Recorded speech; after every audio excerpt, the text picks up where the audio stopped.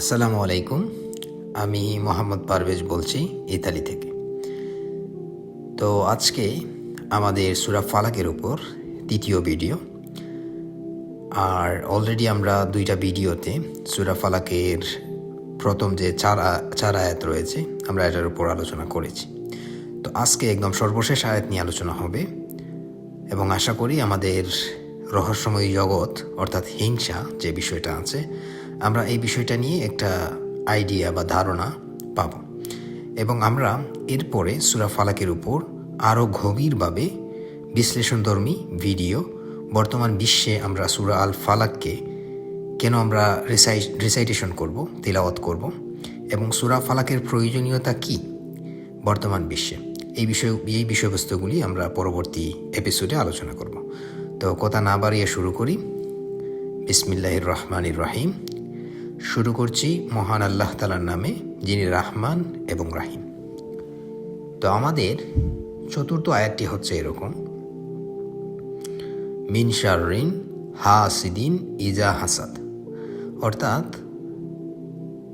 হিংসুকের ক্ষতি থেকে যখন সে হিংসা করে। আমরা কার নিকট আশ্রয় চাইব? এই যে প্রথম আয়াত আমরা পড়ছিলাম, কুল আউযু বিরাব্বিল ফালাক, অর্থাৎ ফালাকের প্রভুর নিকট, প্রভাতের প্রভুর নিকট।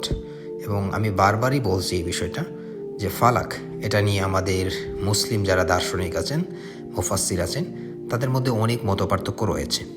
তো সাধারণ অর্থে আমরা আমাদের প্রথম যে এপিসোডগুলি রয়েছে এগুলিতে ফালাককে আমরা বিশিষ্ট দার্শনিক ফখরুদ্দিন আল রাজি ওনার যে মতামত আছে ওইটার উপর বেসড করেই আমরা করেছি।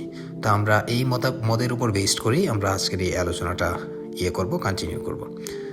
সো আমরা ফখরুদ্দিন আল রাজি ওনার মতামতটা হচ্ছে দার্শনিক মতামত, এটা হচ্ছে সৃষ্টির একটা রহস্য, অর্থাৎ অদৃশ্যমান অবস্থা থেকে দৃশ্যমান অবস্থায় একটা বস্তু বা একটা অবস্থা বা যাই হোক মহাবিশ্বের যাই আছে যখন সেটা বের হয়ে আসে বা একটা দূর অবস্থা থেকে আমরা যখন দেখি যে এই গভীর রাত ধীরে ধীরে প্রভাতে রূপান্তরিত হয়। এই যে রূপান্তর হওয়া একটা দূর অবস্থা থেকে বা একটা কঠিন অবস্থা থেকে যখন সে কিছুই ছিল না, একটা নির্দিষ্ট অবস্থা বা আকার আকৃতিতে যিনি নিয়ে আসেন উনি হচ্ছেন ফালাক, অর্থাৎ ফালাকের ক্ষমতার মালিক। ওনার হাতেই রয়েছে ফালাকের ক্ষমতা। তো যাই হোক, তো আজকের আলোচনাটা হচ্ছে আমাদের ফখরুদ্দিন আল রাজি ওনার যে দার্শনিক মতামত এটার উপরই বেসড করা। তো আমরা আয়াতটা পড়েছিলাম, মিন শাররিন হাসিদিন ইজা হাসাদ, অর্থাৎ হিংসুকের ক্ষতি থেকে যখন সে হিংসা করে। তো এখন বিষয়টা হচ্ছে হিংসুকের ক্ষতি থেকে। এই যে হিংসুক যে ওয়ার্ডটা আছে এটাকে আরবিতে বলা হয় হাসাদ। এখন হিংসুক কারা কারা হতে পারে, অর্থাৎ এখানে কাদেরকে বোঝানো হয়েছে, এটা একটা বিশাল প্রশ্ন।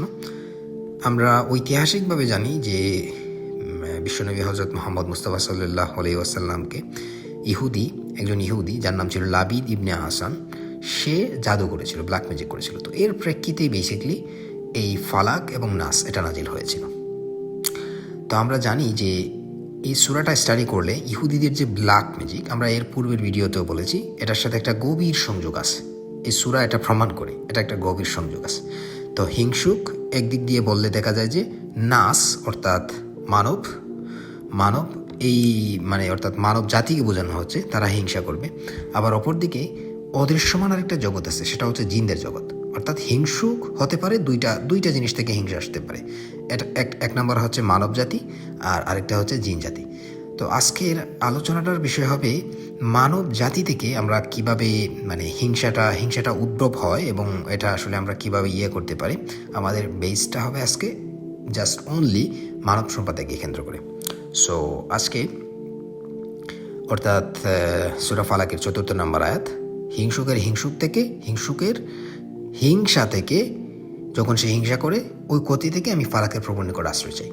তো আজকে আলোচনাটা করবো জাস্ট অনলি মানব সম্প্রদায়কে নিয়ে, যে মানবরা অর্থাৎ মনুষ্য জাতি যখন একজন অপরজনকে হিংসা করে এটার ফলাফল কি হতে পারে। তো এটার ফলাফল কি হতে পারে এটা যদি আমরা সূরা ইউসুফে দেখি, ওইখানে আমরা ভেরি ইজিলি যে বিষয়গুলি বুঝতে পারি সেটা হচ্ছে হযরত ইউসুফ আলাইহিস সালাম স্বপ্নে দেখেছিলেন যে 11টা তারা, চন্দ্র, সূর্য হজরত ইউসুফ আলাইহিস সালামকে সিজদা দিচ্ছিল। এটা উনি শৈশবের স্বপ্নে দেখেছিলেন। এরপর যখন উনি ওনার আব্বুকে এই বিষয়টা বললেন, তো ওনার আব্বু বলেছিলেন যে পুত্র আমার, এই স্বপ্নের কথা তুমি আর কাউকে বলবা না, তোমার ভাইদেরকে বলবা না, কারণ এতে করে সে তোমার পেছে লাগবে, সে তোমার পেছে লাগবে, আর শয়তান হচ্ছে মানুষের প্রকাশ্য দুশমন। তো এই কথা হজরত ইয়াকুব আলাইহিস সালাম ওনার পুত্রকে বলেছিলেন। তো এরপরে আমরা ঘটনাটা সবাই জানি, সেটা হচ্ছে যে হজরত ইউসুফ আলাইহিস সালামকে হিংসাবশত, অর্থাৎ হাসাদ, তাদের যে ওনার যে ভাই ছিল 11 জন ভাই, ওনাদের মধ্যে হাসাদটা সৃষ্টি হয়। এবং হজরত ইয়াকুব আলাইহিস সালাম যেহেতু বলেছিলেন যে শয়তান হচ্ছে প্রকাশ্য শত্রু, অর্থাৎ শয়তান অন্তরের মধ্যে ওয়াসওয়াসা দিয়ে একটা হিংসার উদ্বেগ ঘটায়। অর্থাৎ হিংসার সাথে শয়তানেরও একটা কানেকশন জড়িত, একদম ডাইরেক্ট কানেকশন। আমরা কোরআন স্টাডি করলে এটা বুঝতে পারি ভেরি ইজিলি। তো এরপর আমরা জানি হজরত ইউসুফ আলাইহিস সালামকে হিংসাবশত ওনার যে ভাই যারা ছিল ওরা একটা কূপের মধ্যে নিক্ষেপ করেছিল। তো এটা হচ্ছে হিংসার একটা ফলাফল, একটা রিয়েকশন। অর্থাৎ হাসাদ ভেতরে থাকলে কি হতে পারে, একটা পরিবারের উপর আগুন নেমে আসতে পারে। তো আমরা হাদিসের আর একটা উদাহরণ নেই যে হিংসাকে কিভাবে ডিফাইন করা হয়েছে হাদিসের দৃষ্টিতে। আমাদের বিশ্বনবী হজরত মুহাম্মদ মুস্তাফা সাল্লাল্লাহু আলাইহি ওয়াসাল্লাম বলেছেন যে হিংসা হচ্ছে এমন একটা বিষয় যেটা আসলে আগুন যেমন কাঠকে পুড়িয়ে ছারকার করে দেয়, হিংসা বিষয়টাও তেমন। অর্থাৎ হিংসাকে আমাদের নবী আগুনের সাথে তুলনা করেছেন। আবার ইসলামের আরেকজন বিশিষ্ট দার্শনিক এবং মুফাসসির জাফর আল সাদিক উনি বলেছেন যে হিংসা হচ্ছে এমন যেটা আসলে হিংসুকের মনের মধ্যে ওই আগুনটা যখন থাকে, ওইটা তার যে নফস যেটা আছে, তার যে হৃদয় যেটা আছে, ওইটাকে সে জ্বালিয়ে চারকার করে দেয় এবং অবশেষে এইটা অন্যের দিকে ধাবিত হয়। অর্থাৎ হাদিসের দৃষ্টিতে এবং ইসলামী দার্শনিকদের দৃষ্টিতে এখানে হিংসাকে, অর্থাৎ হাসাদকে একটা আগুনের সাথে তুলনা করা হয়েছে। এখন আমরা সাধারণত যেটা জানি যে হাসাদ যেটা আছে বা আগুন, আমরা যেটা বলতে পারি হাদিসের ভাষ্য, আগুনের বৈশিষ্ট্য কী? আগুনের বৈশিষ্ট্য হচ্ছে যেটাই পাবে সামনে সেটাকে জ্বালিয়ে চারকার করে দেয়, এটার কোনো অস্তিত্ব থাকবে না। অর্থাৎ হিংসা হচ্ছে এমন বস্তু যেটা যার মধ্যে তৈরি হয়, সে তার যে নেক আমল যাই আছে বা যেটাই করে সেটাকে সে শেষ করে দেয়, ওই আগুনের মতো জ্বালিয়ে চারকার করে দেয়। এবং শুধু সেই না, সে যার প্রতি হিংসা পোষণ করতেছে তাকেও ওই আগুনে সে জ্বালাতে চেষ্টা করে এবং জ্বলে যায়। অর্থাৎ হিংসাটার হিংসা যে বিষয়টা আছে, এটার হচ্ছে ডেঞ্জারাস একটা আছে, ইফেক্ট আছে মানব জাতির জন্য বা সবার জন্যই খারাপ। এটা যে হিংসা করবে তার জন্য যেমন খারাপ, আর যে এটা যার প্রতি হিংসাটা নিক্ষিপ্ত হবে তার জন্য এটা ভয়াবহ। তো ওই জন্যই আল্লাহ পাক রব্বুল আলামিন আমাদেরকে এটা বলছেন যে হিংসুকের হিংসা থেকে যখন সে হিংসা করবে, তার ক্ষতি থেকে আমি আল্লাহ পাক রব্বুল আলামিন, যিনি ফালাকের মালিক, ফালাকের প্রভু, ওনার নিকট আশ্রয় চাই। তো এই হলো আমরা জাস্ট অনলি নর্মাল একটা এক্সাম্পল দেখলাম। এখন হাদিস থেকে আমরা আরও বিস্তারিতভাবে আরও কিছুটা বোঝার চেষ্টা করি, একটু ডিপ ওয়েতে। তো এখন আমরা হাদিসের ভাষ্য অনুযায়ী জানলাম যে হাসাদ যে বিষয়টা আছে এটা হচ্ছে আগুনের মতো। তো আগুনের বৈশিষ্ট্য কি শুধুমাত্রই জ্বালিয়ে দেয়া, আর কি কোনো বৈশিষ্ট্য নেই? হ্যাঁ আছে। সেটা হচ্ছে আমরা যখন অন্ধকারে থাকি বা অন্ধকারাচ্ছন্ন একটা অবস্থার মধ্যে আছি, তখনও কিন্তু আমাদের আগুনের প্রয়োজন হয়। অর্থাৎ আগুন না থাকলে বা আলো না থাকলে আমরা কিন্তু সামনে পথ চলতে পারি না। তো এটার প্রয়োজনীয়তা আছে। তাহলে এখন প্রশ্ন হতে পারে, হিংসাকে যদি আগুনই বলা হয় তাহলে হিংসার প্রয়োজনীয়তাটা আবার কি? হিংসা কেনই আল্লাহ পাক সৃষ্টি করলেন? তো এটাও হাদিসের ভাষায় খুব স্মার্ট ওয়েতে বলা হয়েছে যে দুইজন ব্যক্তিকে দেখে হিংসা করা উচিত। সেটা কি? সেটা হচ্ছে যে আসলে আল্লাহর রাস্তায় যে নেক আমলগুলি করে তাকে দেখে হিংসা করা উচিত, এবং যে আল্লাহর রাস্তায় যাকে আল্লাহ সম্পদ দিয়েছেন এবং সে অখাতরে করে বিলিয়ে দেয় সেটা, তাকে দেখে হিংসা করা উচিত। অর্থাৎ হিংসাটা হবে এমন আল্লাহকে কেন্দ্র করে। অর্থাৎ আমরা যখন কাউকে নেক কাজ করতে দেখব, আমরা তাকে দেখে হিংসা করতে পারি যে সে একটা নেক কাজ করতে পারলো, আমি সেটা করতে পারলাম না, এটা তো হলো না, আমারও করা উচিত। তো এভাবে দেখা যাবে কি, হিংসাকে যদি আমরা রাইট ওয়েতে ব্যবহার করতে পারি, তখন দেখা যাবে সমাজে আলো ছড়িয়ে পড়বে। অর্থাৎ অন্ধকার থেকে একটা সমাজ বের হয়ে আসতে পারে। অর্থাৎ হিংসার যেমন একটা আল্লাহর সৃষ্টি, ওইটাকে আল্লাহ কীভাবে ব্যবহার করতে হয় ওইটাও আল্লাহ পাক রব্বুল আলামিন আমাদেরকে শিখিয়ে দিয়েছেন বিশ্বনবী হযরত মুহাম্মদ মুস্তাফা সাল্লাল্লাহু আলাইহি ওয়াসাল্লামের মাধ্যমে। তো হিংসার প্রয়োজনীয়তা যে নাই বিষয়টা এমন না, তবে হিংসাটা যখন ব্যাড ওয়েতে ব্যবহার করা হয় এটা সমাজের জন্য, একটা জাতির জন্য, সবার জন্যই খারাপ। আবার এটাকে যখন রাইট ওয়েতে ব্যবহার করা হয় এটা সবার জন্যই ভালো, এটা থেকে আলো বের হয়ে আসতে পারে সমাজে। এ হচ্ছে হিংসার নেগেটিভ সাইড এবং পজিটিভ সাইড দুইটাই। এরপর আমরা হিংসার আরেকটা প্রভাব আছে, আমরা এতক্ষণ যা আলোচনা করলাম সেটা হচ্ছে হিংসার যে একটা এক্সটার্নাল, যেটা হচ্ছে মানে সরাসরি দেখা যায় বা বোঝা যায় চোখ দিয়ে, এইরকম একটা প্রভাব। এখন আমরা যে বিষয়টা নিয়ে আলোচনা করব সেটা হচ্ছে হিংসার অবস্তুগত প্রভাব, অর্থাৎ যা চোখে দেখা যায় না, হিংসা কীভাবে মানে অবস্তুগতভাবে আমাদের উপর ইফেক্ট ফেলতে পারে, এটার প্রভাবটা আমরা দেখব।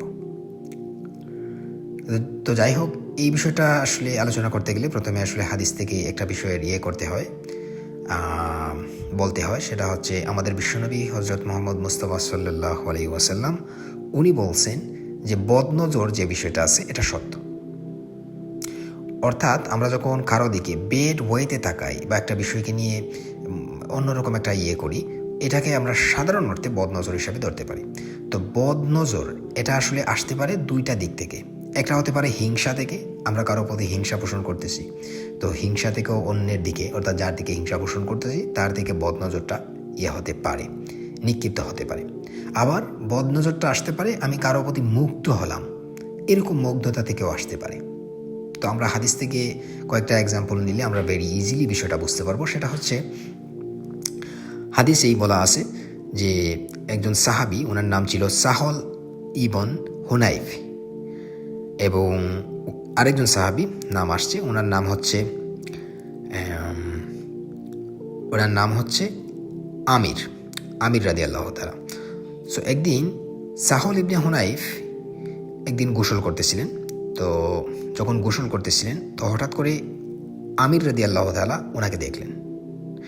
ওনাকে দেখার পরে উনি বলতেছেন, বাহ, আপনার যে স্কিন যেটা আছে এটা তো অত্যন্ত নাইস, ভেরি নাইস একটা স্কিন আপনার আছে। তো এইটা বলার সাথে সাথেই ওই সাহল ইবনে হুনাইফ উনি আসলে মাটিতে পড়ে গেলেন বা অজ্ঞান হয়ে পড়ে গেলেন। অজ্ঞান হয়ে যখন পড়ে গেলেন, আমাদের বিশ্বনবী হযরত মুহাম্মদ মুস্তাফা সাল্লাল্লাহু আলাইহি ওয়াসাল্লামকে এটা করা হলো, অবহিত করা হলো। তো উনি আসলেন। উনি আসার পরে সাহল ইবনে হুনাইফ ওনাকে বললেন যে তুমি কি তোমার ভাইকে মেরে ফেলতে চাও? তুমি যখন তাকে দেখলা যে তার একটা স্কিন আছে বা চামড়া আছে অত্যন্ত সুন্দর, তুমি কেন আলহামদুলিল্লাহ বা মাশাআল্লাহ তার জন্য কেন এইভাবে বললা না, এইভাবে কেন দোয়া করলা না? তো এরপর নবীজি যে চিকিৎসা যেভাবে উনি করলেন, রুকাইয়া করলেন, সেটা হচ্ছে এরকম, যে ইসলামের যে চিকিৎসা পদ্ধতি এটা হচ্ছে এরকম যে রাসূল সাল্লাল্লাহু আলাইহি ওয়াসাল্লাম সাহল ইবনে হুনাইফ উনি তো একদম ডেড অবস্থায় ছিলেন, অর্থাৎ অজ্ঞান অবস্থায় ছিলেন। আর আমির রাদিয়াল্লাহু তাআলা ওনাকে বললেন যে তুমি অজু করো। তো উনি অজু করলেন। এরপর ওই অজুর পানি দিয়ে সাহল ইবনে হুনাইফ ওনাকে গোসল দেওয়া হলো। এরপর উনি সুস্থ হলেন। তো যাই হোক, এই বিষয়টা নিয়ে যদি এখন রিসার্চ করি বা এই বিষয়টা নিয়ে যদি এখন বিশ্লেষণ শুরু করি তাহলে এটা একটা বিশাল এপিসোড হয়ে যাবে, একটা বিশাল পর্ব হয়ে যাবে। তো আমরা বিষয়টা এখানেই রাখি। তো আমরা দেখতে পেলাম যে বদনজর যে বিষয়টা আছে এই হাদিস থেকে একদম ভেরি ইজিলি এভিডেন্ট, অর্থাৎ প্রমাণিত হলো যে বদনজর মানুষকে একদম শেষ করে দিতে পারে। তো এই প্রসঙ্গে রাসূল সাল্লাল্লাহু আলাইহি ওয়াসাল্লাম একটা কথা বলছেন যে বদনজর হচ্ছে এমন একটা বিষয় সেটা হচ্ছে যে মানুষকে একদম কবর পর্যন্ত নিয়ে যেতে পারে এবং একটি উটকে একদম হাড্ডিসার করে দিতে পারে, অর্থাৎ তাকে একদম মানুষের একদম যে রান্না করার যে একটা বস্তু, অর্থাৎ একদম পর্যন্ত নিয়ে যেতে পারে। তো এটা হচ্ছে বদনজরের ইফেক্ট। তো বদনজরটা আসে বেসিক্যালি মুগ্ধতা থেকে, এক নম্বর, আর দুই নম্বর হচ্ছে হিংসাবশত বদনজর আসতে পারে। তো হিংসাবশত যদি বদনজর আসে, আমরা দেখতে পেলাম সাধারণত এই হাদিস থেকে যে বদনজর বেসিক্যালি যার উপরই পড়বে, রাসূল সাল্লাল্লাহু আলাইহি ওয়াসাল্লাম যেহেতু বলছেন যে সে একদম কবর পর্যন্ত চলে যেতে পারে। এরপর রাসূল সাল্লাল্লাহু আলাইহি ওয়াসাল্লাম আরও ওইখানে বলছেন যে মানুষের তাকদীরকে যদি কিছু অতিক্রম করতে পারত তাহলে বদনজরই করতে পারত। এটা রাসূল সাল্লাল্লাহু আলাইহি ওয়াসাল্লামের স্পষ্ট হাদিস। তো আমরা এসব আলোচনা থেকে একদম ভেরি ইজিলি বুঝতে পারলাম যে বদনজর সেটা হোক হিংসা থেকে, বা মুগ্ধতা থেকে, যে কোনো ওয়েতেই এটা আসলে সবার জন্যই খারাপ।